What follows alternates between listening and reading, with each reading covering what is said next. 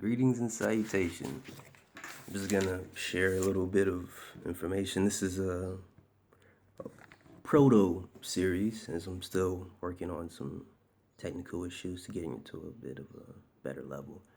But I'd just like to share two things, though not overly time consuming, but things to ponder.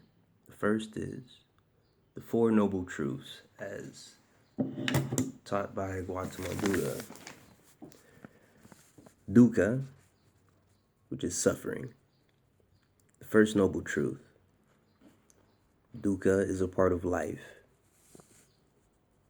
Birth, aging, sickness, sorrow, pain, death, grief, and associated with many other things. What this basically means is not that everything in life is doom and gloom and bad, but that with whatever situation one may find oneself in, or what one may perceive from another, one can feel suffering at another's suffering, which would be empathy or mirror neurons if you want to take it there. But it is accepting that suffering is a part of life. Some more well studied individuals would say that this is the diagnosis. Now, the second noble truth is the origin of dukkha or suffering.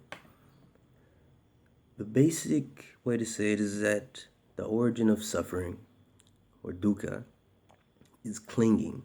Clinging arises from craving, aversion, and ignorance.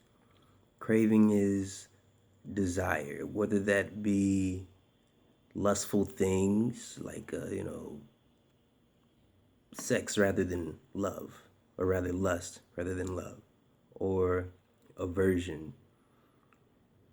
If someone does not know how to swim, they do not necessarily hate the water. They just know that that's not the place for them. But if someone purposely goes around spitting in every cup of water they see, or polluting, this is a metaphor, of course, then that is a form of clinging because it is not in the moment. It is basically holding on to a particular pattern or program within oneself to where all you do is you're ready to attack whatever it is that you are averse to.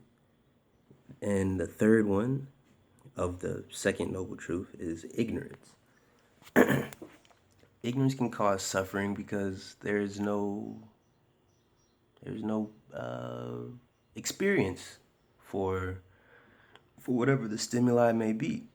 Now, it's not that ignorance is necessarily a bad thing, but if one constantly craves one particular side of an issue and at the same time is averse to one particular side of an issue, one is unable to input or take in new information to expand one's perspective or paradigm. Thus, ignorance with craving and aversion are the origins of suffering, manifested as clinging.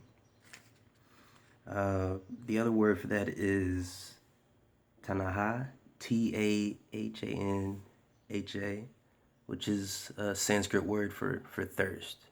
Because it's one thing, to drink water because you need it, or to drink juice, but if you drink so much that you throw up because of it, and then you just keep on wanting more because it's not even within the natural state of being, that would be a craving rather than a need. The third noble truth is the cessation of dukkha. The cessation of dukkha is attained by the relinquishment and or rejection of craving.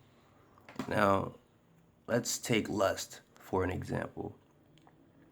If you say that, okay, well, I know that part of my suffering is because of lustful thoughts, and many religious people seem to be, well, maybe not many, but a sufficient amount, rather a significant amount, part of my last statement, a significant amount of religious people, or morally, whatever, they tend to lean towards things like abstinence and celibacy. And that's perfectly fine. But it's not genuine if you just make yourself not be involved in some of the more carnal pleasures, which are pleasurable. It the point is not to just no, I'm not going to do that, even though inside you really want to. That's just creating more suffering. It needs to be a naturalistic realization. Uh, what the Buddha, Gautama Buddha, is talking about is that it's not about just not drinking alcohol or not engaging in sexual activities or not raising one's voice with firmness. It is about having a genuine flow, understanding, connection, a view to where one's actions are not forced, even one's inactions are not forced. It is an internal harmony with the external and vice versa. And then the fourth noble truth is the eightfold noble path. And that would be the cure, basically. The fourth noble truth is the way in which the third noble truth is achieved and attained. Now, the eightfold noble path, this is, I'm going to express it as it is universally known, and then I'm going to add my own personal, or not add, I'm going to express my personal utilization of the eightfold noble path.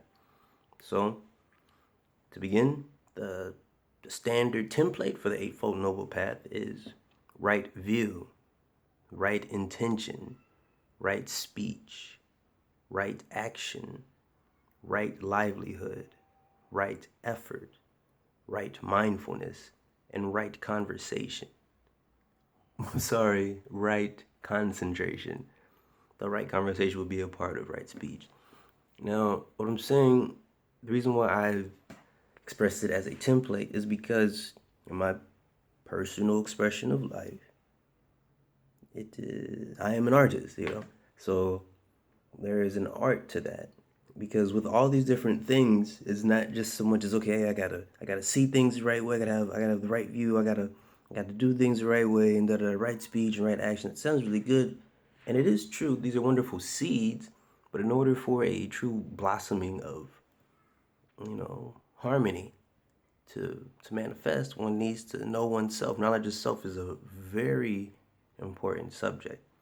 So, figuring out what is and or how is one's right view. Now, me myself, I'm an artist, so in an artful sense, I see things as drunkenness. Alcohol is not the only way to achieve drunkenness. You can achieve drunkenness from air, the prana and all that, and or dance just to be drunken in happiness. Drunkenness is not inherently and or necessarily a negative, de- depraved state. It is a blissfulness.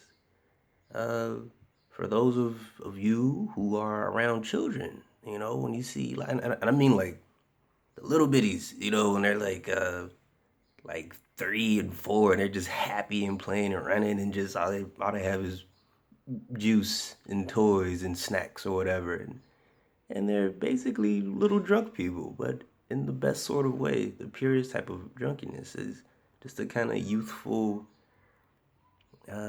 connection to life. So, that's the eightfold noble path, which is the fourth noble truth of the four noble truths as taught by Gautama Buddha. So once again, this is a proto video because I'm gonna get like an intro and make it all like, ooh, super nice. So, hey, it's a start. Peace and blessings. Namaste.